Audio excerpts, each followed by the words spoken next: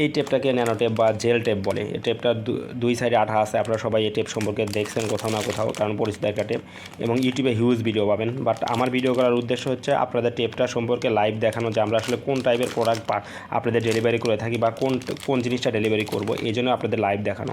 তো এই প্রোডাক্টটা আমাদের কাছ থেকে পারচেস করতে হলে আমাদের সব ভিজিট করতে পারেন, অথবা আমাদের দেওয়া কন্ট্যাক্ট নাম্বারে হোয়াটসঅ্যাপ করতে পারেন। তো এই টেপটা সাধারণত বিশেষত বলে এটা ন্যানো টেপ বলে, এটা জেল টেপ বলে। অনেক সময় এটা ওয়াল বা টাইলসের উপরে সুন্দরভাবে আটকে থাকে, এবং এই টেপের মাধ্যমে আমরা ছবি বা ফ্রেম অথবা রাউটার অথবা আরও আদার্স কিছু আপনারা টাঙায় রাখতে পারবেন। এই টেপটা সাধারণত টেপটা সাধারণত 18 mm, এই টেপটা 18 mm প্রশস্ত, আর লেন্থ আছে 3 মিটারের মতো। তো এই টেপটা আমাদের কাছ থেকে পারচেস করতে পারেন। এই টেপটা সাধারণত সবাই দেখছেন, কারণ এই টেপটা হিউজ একটা ট্রেন্ডিং একটা প্রোডাক্ট ছিল।